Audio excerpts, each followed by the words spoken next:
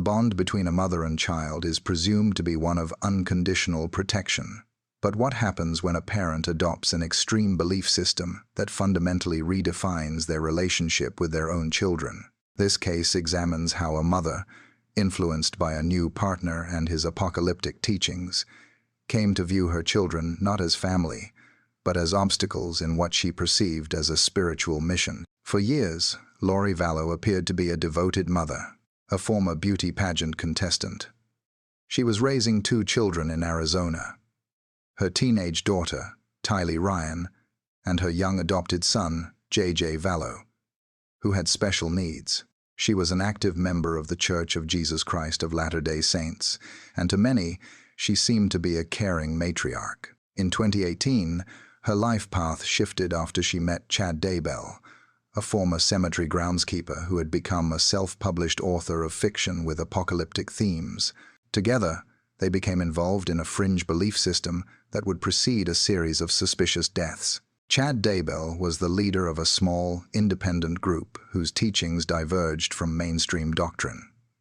He claimed to be a prophet with the ability to see into the spirit world. He and Lori came to believe they were chosen leaders in a church of the firstborn, destined to guide 144,000 righteous survivors after an apocalypse they predicted would occur in July of 2020. Central to their belief system was the idea that a person's original spirit could be displaced by a dark entity, turning the body into what they referred to as a zombie. They believed the only way to release the original spirit was to destroy the physical body. This belief system would later be presented in court as their justification for their actions. As their relationship intensified, individuals they reportedly viewed as obstacles began to die under questionable circumstances. In July 2019, Lori's 4th husband, Charles Vallow, died from a gunshot wound inflicted by her brother, Alex Cox. Cox claimed self-defense, and the case was initially closed. Just 3 months later, Chad Daybell's wife of nearly 30 years, Tammy, died in her sleep. Her death was initially ruled as being from natural causes, and no autopsy was performed at the time. With their spouses gone, Lori and Chad were free to be together. But there were still 2 other individuals who prosecutors would later argue stood in their way. Lori's children, Tylee and JJ. In September 2019, shortly after Lori moved the children to Rexburg, Idaho, to be closer to Chad, both children vanished. The last known image of Tylee was from a family trip to Yellowstone National Park. The last time JJ was seen was at his elementary school. A few weeks later, Lori withdrew him, telling the school she would be homeschooling him. As concerned friends and family began to ask questions, Lori provided a series of conflicting stories, telling some that Tylee was studying at a university and others that JJ was with a family friend. During this time, she continued to collect the Social Security and survivor benefits allocated for the children, in a move that drew intense public scrutiny. Just 2 weeks after Tammy Daybell's death, and while her own children were missing, Lori Vallow and Chad Daybell traveled to Hawaii and were married on a beach. The official investigation began in November 2019 after JJ's grandparents requested a welfare check. Lori and Chad provided false information to the police, who soon determined the children were missing. The case quickly gained national media attention. Even when faced with a court order to produce her children, Lori refused, ultimately leading to her arrest in Hawaii. For months, she and Chad remained silent, offering no information on the children's whereabouts. The search came to a tragic end on June 9, 2020. Acting on cell phone data from Lori's brother, Alex Cox, who was now also deceased, investigators began to excavate a portion of Chad Daybell's property in Idaho. They soon discovered human remains. The remains of Tylee Ryan showed evidence of being dismembered and burned before being placed in a bucket. The remains of J.J. Vallow, still dressed in his red pajamas, were found wrapped in plastic bags, bound with duct tape, and buried in a shallow grave on the property. Lori Vallow Daybell's trial offered a look into a worldview shaped by a combination of religious extremism and personal desire. Prosecutors argued that the zombie narrative was merely a convenient justification. The real motive, they contended, was more conventional: money, power, and a desire to start a new life. The prosecution's theory was that Laurie and Chad wanted to eliminate all obstacles, their spouses and Laurie's children, so they could be together and collect the life insurance and Social Security benefits left behind. In May 2023, a jury found Laurie Vallow Daybell guilty of the first-degree murders of her 2 children and of conspiring to murder Tammy Daybell. She was sentenced to 3 consecutive life terms in prison without the possibility of parole.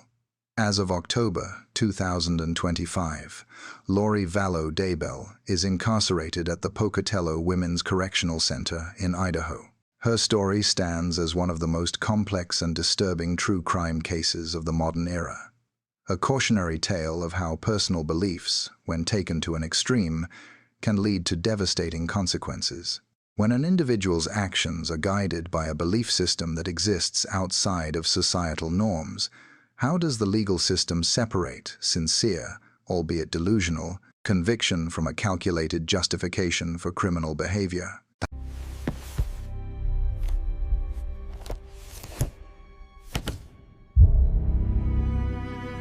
The role of a step-parent is a complex one, often involving the careful process of building trust and forming a bond with a child. This role carries with it an implicit promise to care for and protect them. But what happens when that responsibility is abdicated and the relationship is defined not by nurturing, but by profound neglect and animosity? This case explores a situation where a child was systematically isolated and deprived of basic necessities within her own home. 10-year-old Emani Moss was a child living in the full-time care of her father, Emani, and her stepmother, Tiffany Moss. The couple resided in a suburban apartment in Lawrenceville, Georgia, with their 2 biological children. To the outside world, they presented as a blended family. Within the walls of their home, however, a critical and ultimately fatal distinction was being made. While the couple's own children were fed, clothed, and cared for, Emani was treated with a deep-seated resentment that manifested as severe neglect. The mistreatment was a slow, deliberate, and escalating process. Tiffany Moss began to systematically deprive her stepdaughter of food, confining her to a bedroom and isolating her from the rest of the family. Emani was denied adequate nutrition for weeks at a time, and her physical health deteriorated significantly, all while the normal activities of a family continued just outside her door. This was not simply passive neglect. Prosecutors later presented evidence suggesting it was an active and intentional process. They revealed text messages from Tiffany to her husband containing photographs of meals she had prepared for their other children nourishment that Emani was being denied. The prosecution argued that the motive stemmed from a grudge. Tiffany reportedly blamed Emani for a previous child cruelty conviction that had caused her to lose her job as a preschool teacher. This resentment, they argued, evolved into a plan to remove the child from her life. By October of 2013, Emani's body, deprived of nutrients for a prolonged period, finally failed. She weighed just 32 pounds, the average weight of a 3-year-old. The events following her death were not focused on remorse or seeking help. Instead, Tiffany and her husband Emani undertook an effort to conceal what had happened. They purchased a galvanized steel trash can, placed Emani's remains inside, and attempted to incinerate them. When this method proved unsuccessful, they disposed of the container in a wooded area and resumed their daily lives. The discovery of the remains by maintenance workers a few days later brought the situation to the attention of law enforcement. The legal consequences were swift.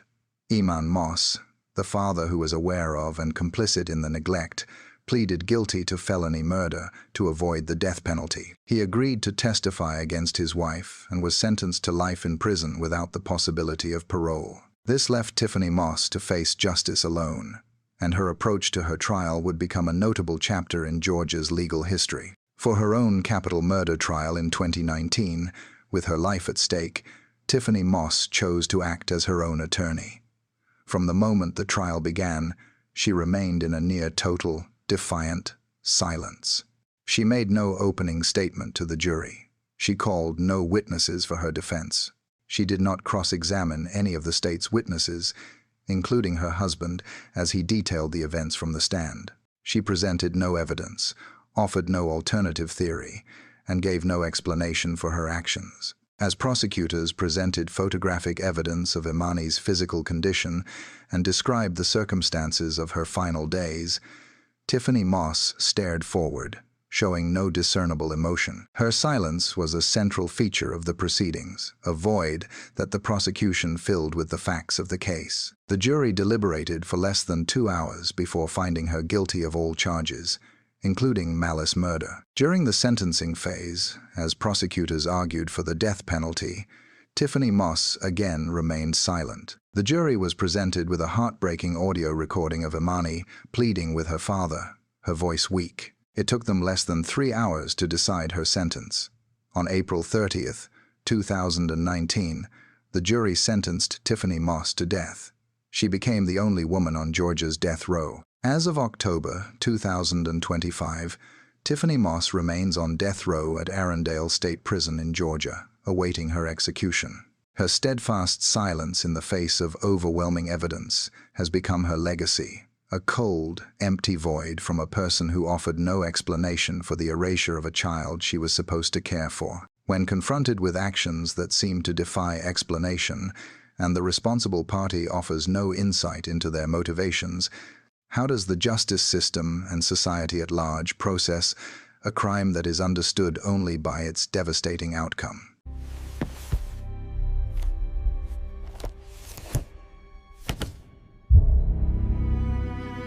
The parental role is widely understood as one of protection and unconditional care.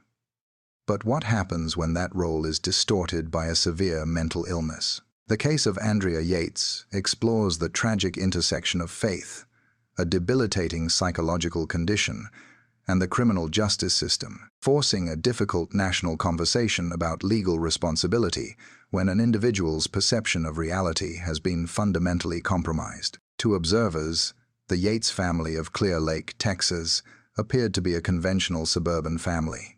Andrea Yates was a former nurse and a full-time stay-at-home mother, and her husband, Rusty, was a NASA engineer.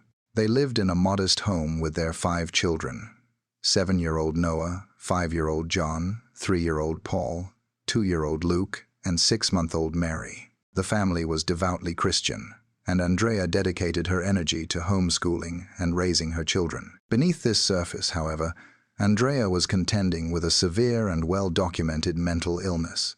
She had a long history of severe postpartum depression and postpartum psychosis. Following the birth of her 4th son, she experienced a significant mental health crisis, which included 2 suicide attempts and multiple hospitalizations. Her medical diagnosis was a severe psychotic disorder, and doctors explicitly warned both her and her husband that having another child could precipitate a dangerous psychotic episode. Despite this medical advice, they had a 5th child, Mary. As physicians had feared, Andrea's mental condition deteriorated significantly after Mary's birth. She began to experience powerful religious delusions, coming to believe she was a fundamentally flawed person who had failed as a mother. She became convinced that due to her perceived failings, her children were not developing properly and were therefore condemned to an eternity in hell. On the morning of June 20th, 2001, Rusty Yates left for work,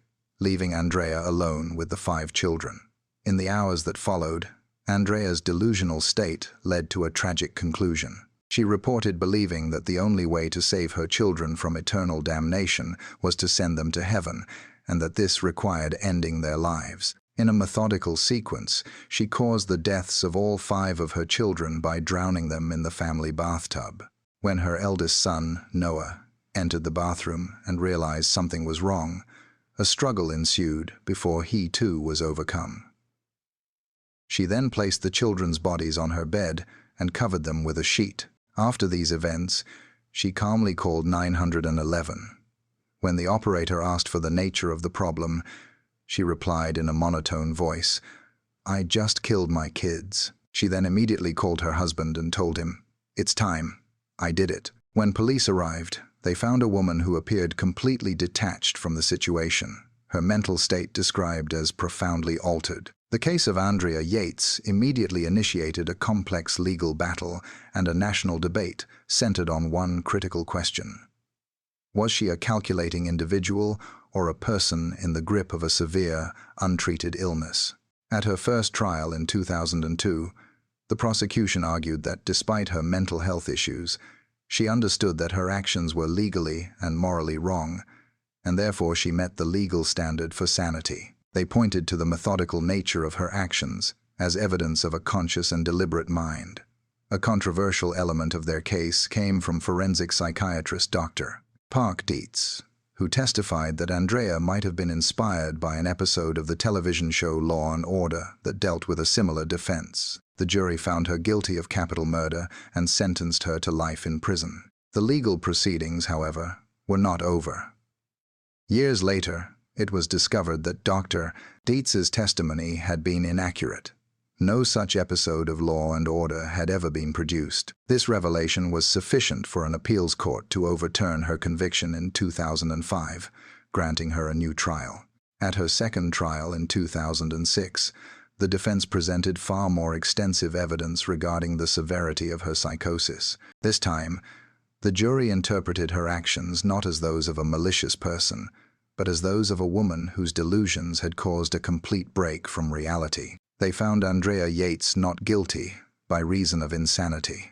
This verdict did not result in her freedom. Instead, she was committed to a high-security state mental hospital to receive long-term psychiatric treatment.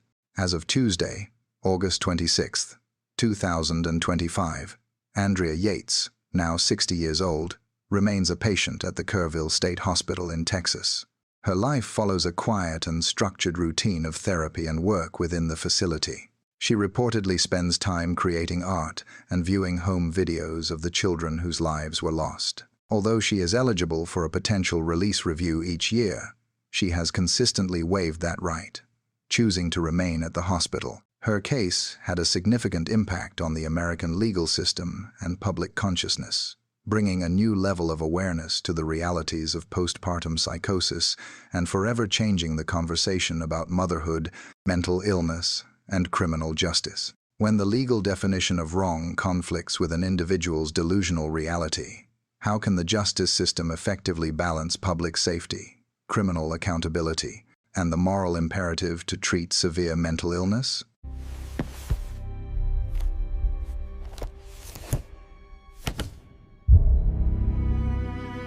When a parent's children are subjected to an act of extreme violence, the expected response is one of overwhelming grief. Observers anticipate seeing signs of profound distress and a singular focus on the children's well-being. But what happens when the observed behaviors do not align with these expectations? What if a parent's account is inconsistent? Their demeanor seems unusually calm, and their focus appears to be elsewhere. And what if the only surviving witness indicates that the source of the threat was not an unknown assailant, but someone much closer? On the night of May 19, 1983, a vehicle sped to the emergency room of a hospital in Springfield, Oregon. Inside was 7-year-old Diane Downs and her 3 children, all of whom had sustained gunshot wounds. 7-year-old Cheryl was pronounced deceased. 8-year-old Christy and 3-year-old Danny were in critical condition. Diane herself had a minor wound to her forearm. She presented a narrative of a roadside attack, claiming a stranger with bushy hair had flagged her down on a rural road, attempted to take her car, and then shot the family before disappearing. It was an account that, on its surface, was deeply alarming. However, from the moment she arrived at the hospital, Diane Downs's behavior was considered unusual by those present. As medical staff worked to save her children, she was described as being remarkably composed. According to hospital personnel, her primary concern was not the status of her son and daughter, but rather contacting a man named Robert Knickerbocker, a married individual with whom she had been pursuing a relationship. Investigators also found her demeanor to be atypical. Her timeline of the reported events changed with subsequent retellings, and her emotional state was observed to be highly variable. The public first observed this behavior when she participated in a televised interview. Smiling and appearing confident, she calmly reenacted the shooting for the cameras. This presentation, so different from the expected demeanor of a grieving mother, was noted by the public and the detectives assigned to her case. The investigation soon pivoted from searching for an unknown attacker to examining Diane herself. Investigators discovered her personal diaries, which revealed a deep and consuming fixation on Robert Knickerbocker. The journal entries were filled with descriptions of her feelings for him and her expressed frustration with her children, whom she appeared to view as an obstacle to the relationship. Knickerbocker had communicated that he was committed to his wife and was not interested in being a father figure to Downes's children. For the prosecution, this established a clear motive. If her children were no longer present, the primary barrier between her and the man she desired would be removed. While the circumstantial evidence was significant, prosecutors understood their case lacked direct evidence. The only potential witness was in a hospital bed, having survived a stroke resulting from her injuries that had left her unable to speak. For months, Christy Downes, Diane's 8-year-old daughter, underwent intensive therapy and slowly began to recover her abilities. The district attorney, Fred Hugi, visited her regularly to build a rapport. When he believed she was ready, he asked a question that would become central to the case. He asked, "Christy, who shot you?" After a moment, the young girl provided her answer, "My mom." The trial of Diane Downes drew considerable media attention. On the stand, Christy, though physically frail, provided key testimony recounting the events of that night. She told the court how her mother had pulled the car over, produced a firearm, and then shot all 3 children. Her testimony was the emotional and legal core of the trial. Diane, meanwhile, continued to exhibit unusual behavior. She appeared in court pregnant with another man's child, an action interpreted by some as an attempt to present herself as a maternal figure while on trial for harming her own children. The jury found her account not credible. In June 1984, Diane Downes was found guilty of 1 count of murder and 2 counts of attempted murder. She was sentenced to life in prison plus 50 years. During her sentencing, she maintained her innocence, telling the judge, "I have not murdered my children." The case had one more notable turn. In 1987, she escaped from the Oregon Women's Correctional Center by climbing a fence and remained at large for 10 days before being recaptured. As of Tuesday, August 26, 2025, Diane Downes is 70 years old and remains incarcerated at the Central California Women's Facility. Her surviving children, Christy and Danny, were adopted by the lead prosecutor in her case and have gone on to live private lives. Diane Downes has been denied parole at every hearing and continues to maintain that an unknown stranger was responsible for the events of that night. Her case remains a frequently cited study in criminal psychology, examining a situation where an individual's personal desires led to the ultimate betrayal of parental trust. This case forces us to confront that a parent's internal world can be fundamentally disconnected from their expected role. How does the justice system navigate cases where a defendant's actions and motivations seem to defy our most basic understanding of human nature?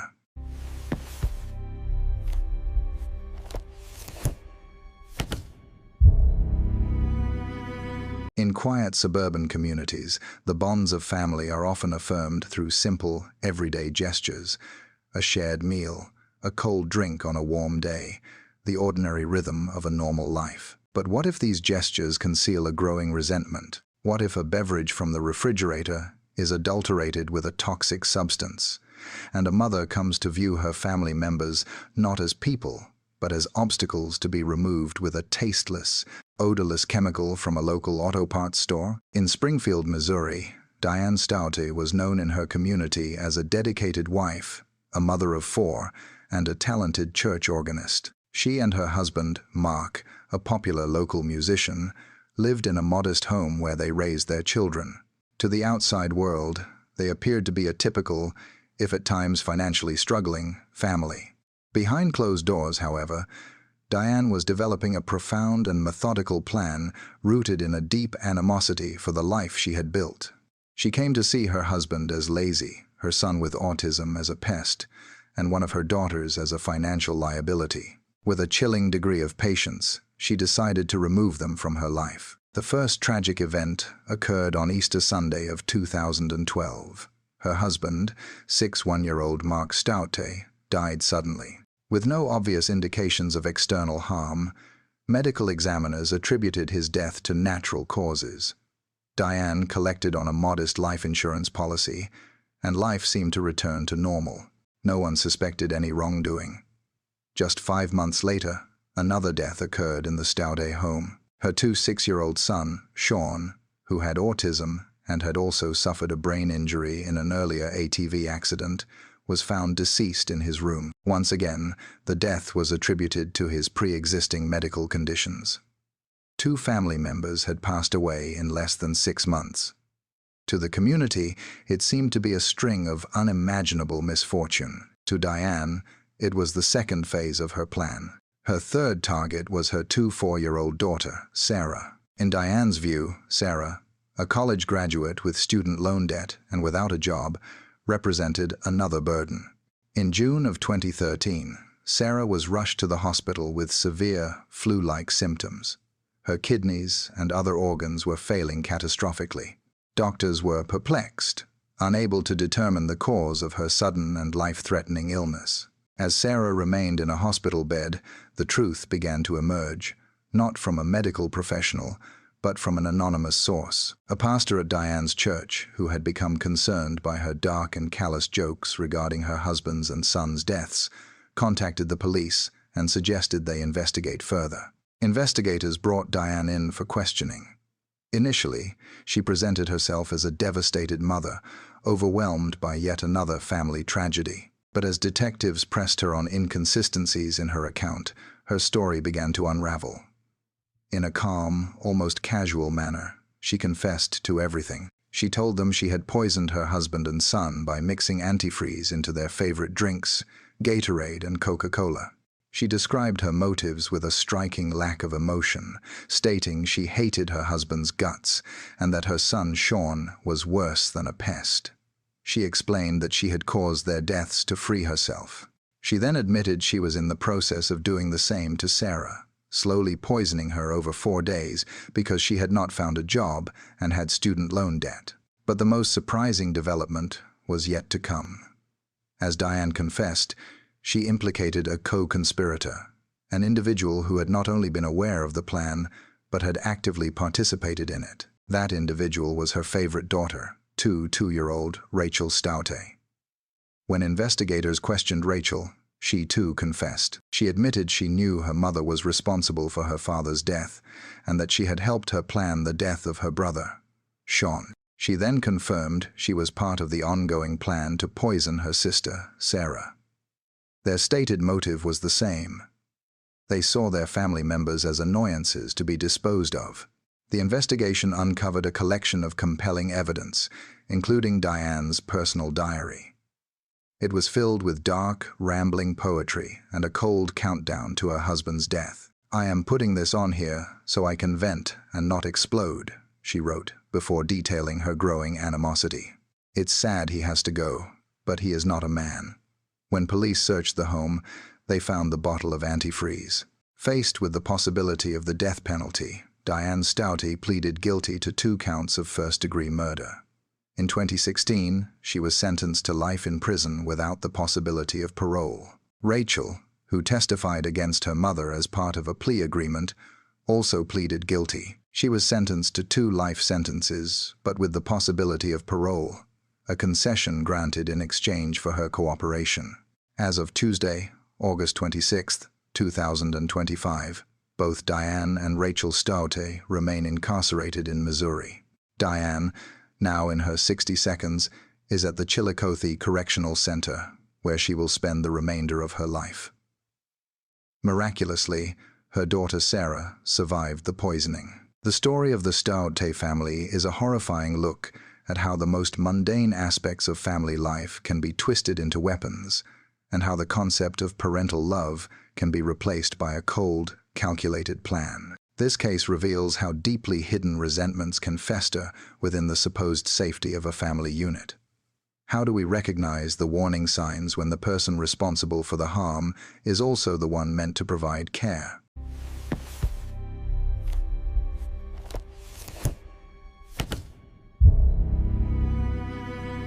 In the age of social media, parenthood is often documented for a public audience. Online blogs and curated profiles can create powerful narratives of devotion and struggle. But what happens when that narrative is a complete fabrication?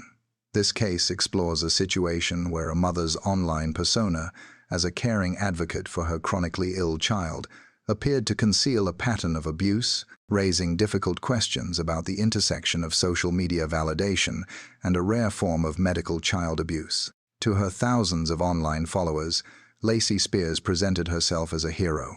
She was the dedicated single mother of a seemingly perpetually sick but cheerful young boy named Garnet. Through her blog, Garnet's Journey, and constant updates on Facebook, Twitter, and Instagram, she meticulously documented every aspect of their lives. The posts painted a portrait of a selfless mother navigating a world of mysterious illnesses, endless doctor's visits, and frequent hospital stays. Her followers saw photos of Garnet, small and frail, and they responded with praise, prayers, and financial donations. She became a symbol of maternal sacrifice, but this public image was a carefully constructed illusion. The reality was that Garnet Spears was not a naturally sick child. He was a child being subjected to medical abuse. The person responsible for his condition was his own mother. From his birth, Lacey began a systematic pattern of behavior consistent with a diagnosis of factitious disorder imposed on another, a condition where a caregiver fabricates or induces illness in someone under their care. She invented a long list of symptoms for Garnet, ranging from ear infections and digestive problems to seizures. She took him from doctor to doctor and hospital to hospital, always managing to avoid a definitive diagnosis because the illnesses were not real. She misled medical staff, claiming he was unable to keep food down, eventually convincing them to surgically implant a gastric feeding tube, or G-tube, directly into his stomach. This device, meant to provide life-saving nutrition, became the method through which she could inflict harm, giving her direct and unregulated access to his internal system. For years, Lacey Spears administered dangerously high levels of sodium to her son through his feeding tube, causing his body to be in a constant state of distress. This chronic sodium poisoning was the source of his seizures and his failure to thrive. In January of 2014, she administered a final, fatal dose. After Garnet was admitted to a hospital in Nyack, New York, for seizures, his sodium levels suddenly and inexplicably rose to a point that was medically unsurvivable. As doctors worked frantically to save his life, Lacey continued her online performance. She updated her Facebook status with a somber message: "My sweet angel is in the hospital." She posted photos of him, pale and unconscious, and received an outpouring of online sympathy. This time, however, the hospital staff was suspicious. They installed a hidden surveillance camera in Garnet's room. The footage they captured was a critical piece of evidence. It showed Lacey taking her son, along with his feeding tube equipment, into the room's private, unmonitored bathroom on 2 separate occasions. Each time she emerged, Garnet's condition would rapidly and catastrophically deteriorate as the extreme levels of salt affected his brain. On January 23, 2014, 5-year-old Garnet was declared brain dead, a condition caused by his mother's actions, which prosecutors argued were motivated by a need for online attention. The subsequent investigation uncovered a significant amount of digital evidence. Police seized feeding bags from her home that were heavily contaminated with salt. Most notably, they discovered her extensive internet search history on her computer and phone. She had made dozens of searches for terms like dangers of high sodium in children, sodium poisoning, and what can cause seizures. She had meticulously researched the effects of the substance she was using, all while presenting herself as a baffled and concerned mother. Investigators also unraveled her personal deceptions. She had told everyone that Garnet's father was a heroic police officer named Blake, who had died in a car accident. In truth, Garnet's father was a man named Chris Hill, who was alive and had been trying for years to be part of his son's life, only to be blocked by Lacey. In 2015, Lacey Spears was put on trial for second-degree murder. The prosecution portrayed her as a calculating manipulator who had harmed her son for years simply to be the center of attention, arguing that her social media was not a diary, but a chronicle of her actions. The defense argued that she was mentally ill and that there was no direct proof of her administering the salt. However, the video evidence, internet searches, and medical testimony proved to be irrefutable. The jury found her guilty. The judge, in sentencing her to 20 years to life in prison, condemned her actions, stating, "Instead of nurturing and protecting a beautiful child, you subjected him to 5 years of torment and pain."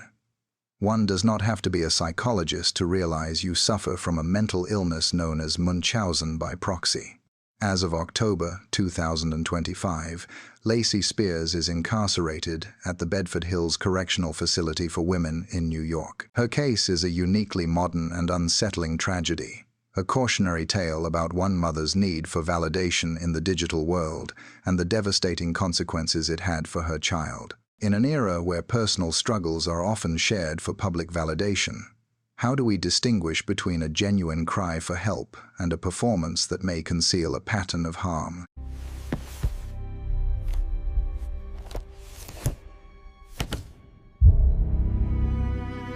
Many families have private struggles, but the case of Megan Huntsman involves a secret of an almost unimaginable scale. It raises questions about how an individual can maintain an outward appearance of normalcy while engaging in a decade-long pattern of concealed pregnancies and homicides, all within the confines of a family home. To her neighbors in the community of Pleasant Grove, Utah, Megan Huntsman was a familiar, if unremarkable, figure. She was a wife and a mother to 3 school-aged daughters. While some were aware that she struggled with alcohol, no one could have conceived of the secret she was keeping. Her life appeared to be one of ordinary domestic routine. Yet for a 10-year period between 1996 and 2006, her home was the setting for a repeated, silent, and tragic series of events. The full truth was uncovered on April 12, 2014. Her estranged husband, Darren West, who had recently been released from federal prison on drug-related charges, was cleaning out the garage of the home they had once shared. As he sorted through years of accumulated items, he found a small, taped-up cardboard box. Upon opening it, he discovered what appeared to be the remains of a newborn infant, wrapped in a towel and a plastic bag. He immediately contacted the police. When investigators arrived, they began a methodical search of the garage. Their search revealed another box, and then another. By the end of the day, they had recovered the remains of 7 infants in total, each concealed in a separate container. Megan Huntsman was located and arrested that same day. In a calm and detached manner, she confessed to a secret she had held for over a decade. She told investigators that between 1996 and 2006, she had given birth to 7 babies in secret. She claimed that the first infant was stillborn. She admitted that she had caused the deaths of the other 6, stating that she had either strangled or suffocated them immediately after they were born. She would then wrap their bodies, place them in boxes, and hide them in various locations within the garage. When asked for a motive, she cited what she described as a grim practicality. She explained that she was severely addicted to methamphetamines and alcohol and felt she was too consumed by her addiction to care for any more children. She stated that she did not know what else to do, so she ended their lives. Perhaps one of the most perplexing aspects of the case was how she managed to conceal 7 full-term pregnancies from everyone in her life, including her husband and her 3 living daughters, all while they shared the same small house. Darren West told police that while he knew his wife had a serious substance abuse problem and that her weight fluctuated, he insisted he had no idea she was ever pregnant. Her ability to hide her condition, give birth in secret, and conceal the outcomes, all while maintaining the appearance of a normal life, revealed a capacity for deception and compartmentalization that was difficult for investigators and the public to comprehend. For 10 years, her living children played in a yard just feet away from the garage, where the remains of their siblings were hidden. The forensic investigation corroborated key parts of her story. DNA testing proved that all 7 infants were fathered by Darren West. The state of decomposition made it impossible to determine a specific cause of death for each child forensically.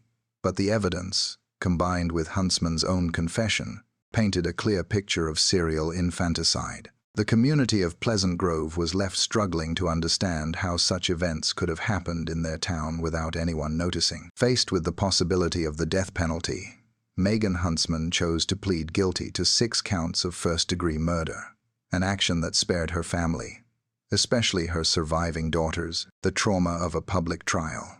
At her sentencing hearing in 2015, the judge described her actions as incredibly, utterly, horribly cold. He sentenced her to the maximum penalty allowed under her plea agreement, at least 30 years and up to life in prison, making it likely she will die behind bars. During the hearing, Huntsman spoke briefly, offering a quiet apology but no further explanation. As of October 2025, Megan Huntsman is incarcerated at the Utah State Prison. Her case remains one of the most prolific and disturbing examples of neonaticide in American history.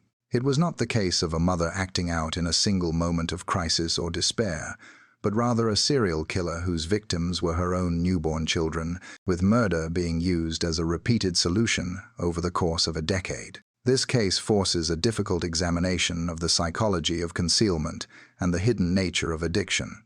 How can a community, and even a family, remain completely unaware of a decade-long pattern of extreme violence happening in their midst?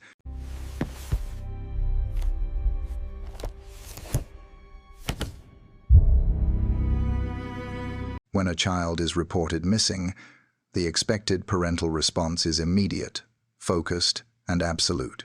The investigation into the disappearance of 2-year-old Kaylee Anthony, however, was defined by a 31-day delay before she was reported missing, and a series of actions by her mother that diverged sharply from public expectations. This case would ultimately captivate the nation and result in one of the most debated verdicts in recent legal history. In June of 2008, in Orlando, Florida, 2-year-old Kaylee Anthony disappeared. For an entire month, the person who was expected to be most concerned, her 2-year-old mother, Casey Anthony, did not report her missing. While Kaylee's grandparents, George and Cindy Anthony, made repeated attempts to see their granddaughter, Casey avoided their calls and offered a series of shifting explanations.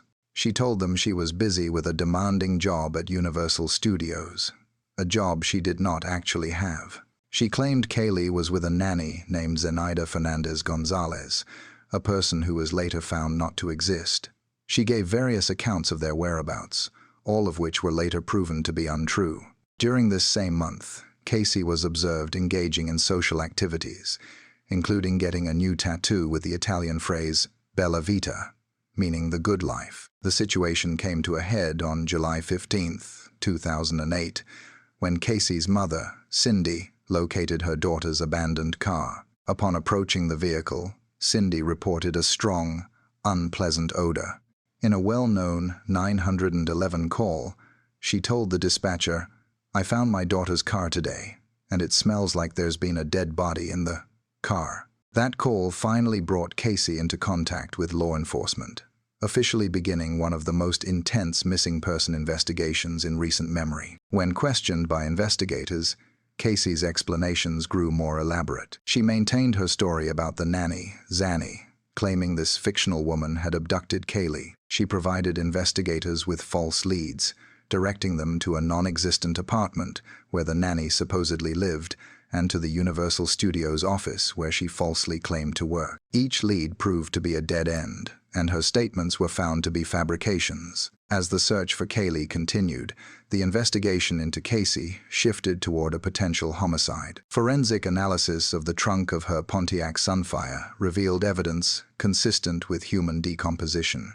A single strand of hair found in the trunk showed microscopic characteristics, indicating it had come from a deceased person. Scientists also detected unusually high levels of chloroform, a chemical that can be used to render a person unconscious. For months, the public followed the case, hoping for a positive outcome. That hope ended in December 2008, when a utility worker discovered the skeletal remains of a small child in a wooded, swampy area less than half a mile from the Anthony family home. Dental records confirmed the remains were those of Kaylee.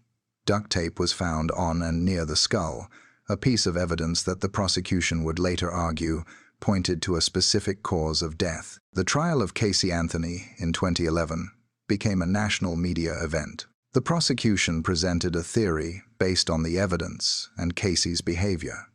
They argued that Casey Anthony, wanting to be free from the responsibilities of motherhood, had used chloroform to incapacitate her daughter, then placed duct tape over her nose and mouth. The prosecution contended that she kept the body in the trunk of her car for several days before disposing of the remains in the woods, allowing her to pursue a life unburdened by a child. In response, the defense, led by attorney Jose Baez, presented a startling alternative narrative in their opening statement. They claimed Kaylee had not been murdered but had accidentally drowned in the family's swimming pool. They argued that a panicked Casey, along with her father George, had covered up the death. In a highly controversial and unproven accusation, Baez also alleged that Casey's father had abused her for years, conditioning her to live a life of secrets and lies. The trial became a complex family drama, pitting daughter against father. On July 5, 2011, after deliberating for less than 11 hours, the jury delivered its verdict. They found Casey Anthony not guilty of first-degree murder, aggravated manslaughter, and aggravated child abuse. She was convicted only on 4 misdemeanor counts of providing false information to law enforcement. The verdict was met with widespread public controversy and criticism. Due to time already served, she was released from jail just days later. As of October 2025, Casey Anthony lives a private life in South Florida, forever defined by the case that made her a household name. To this day, the specific events of Kaylee Anthony's final hours remain officially undetermined by the legal system. The outcome of the trial remains a story of a mother's pattern of deception, a tragic loss, and a verdict that continues to be debated. In a trial where direct evidence is limited and the prosecution's case is largely circumstantial, how much weight should be given to a defendant's pattern of deception versus the legal principle of reasonable doubt?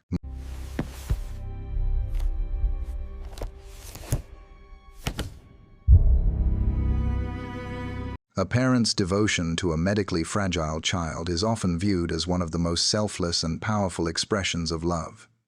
Society tends to offer sympathy and support to these caregivers. But what happens when that entire narrative is a deception? What if a long list of illnesses is fabricated, and the caregiver is the one perpetuating the sickness, driven by a complex need for attention?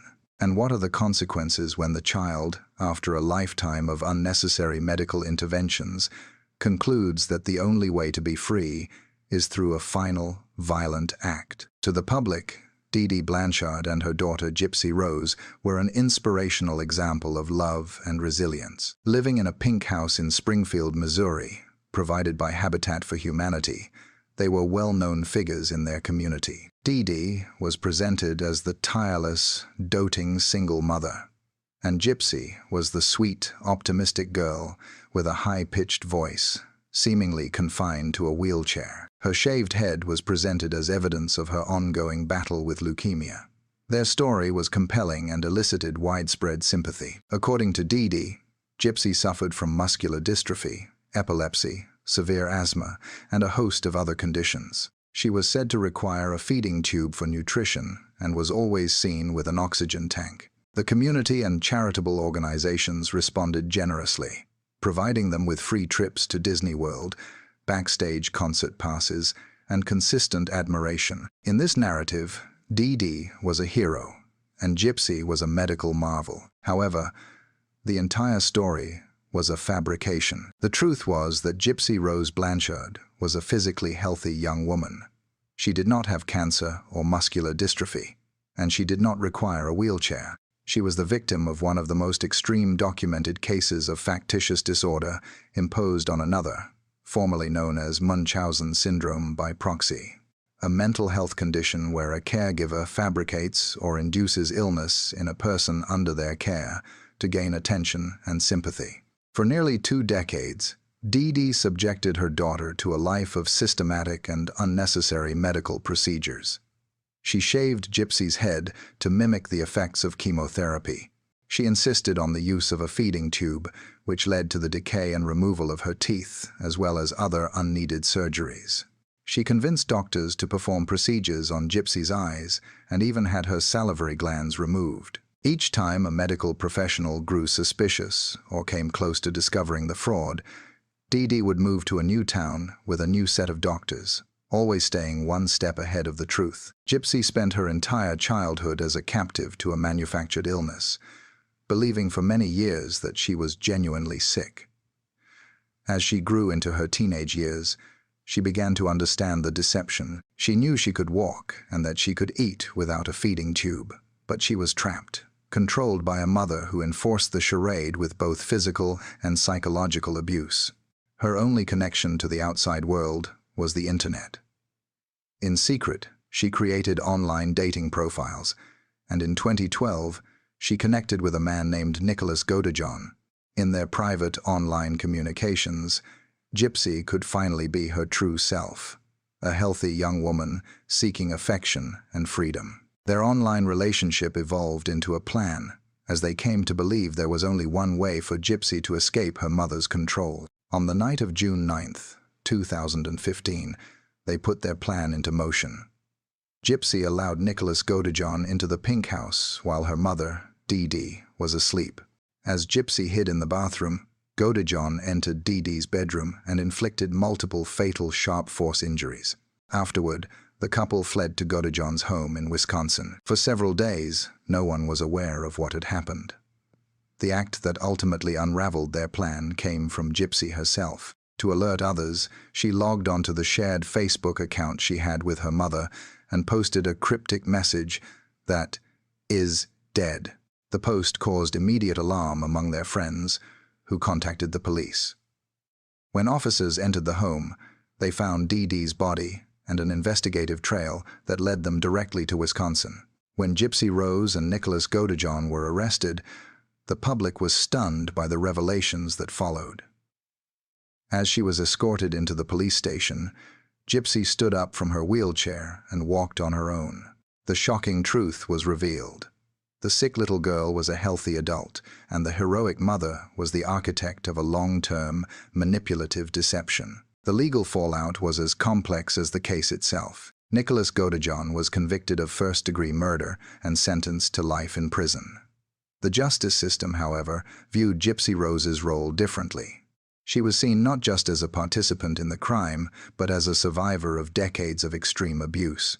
In a plea deal that acknowledged her unique circumstances, she pleaded guilty to second-degree murder and was sentenced to 10 years in prison. The story has since taken another turn. Gypsy Rose Blanchard was released from prison on parole in December of 2023 after serving 8 years of her sentence. Now, in her 32nd, she has become a complex public figure, a person convicted for her role in a death who is also a prominent advocate against child abuse, with her newfound freedom being documented by millions on social media. While Dee Dee Blanchard was the ultimate victim of the crime, she is remembered as the source of a tragedy. Her case remains a deeply disturbing and cautionary tale about the power of deception and the desperate lengths a person might go to in order to break free. When a person commits a violent act after enduring years of profound, systematic abuse, where does the justice system draw the line between criminal culpability and an act of survival?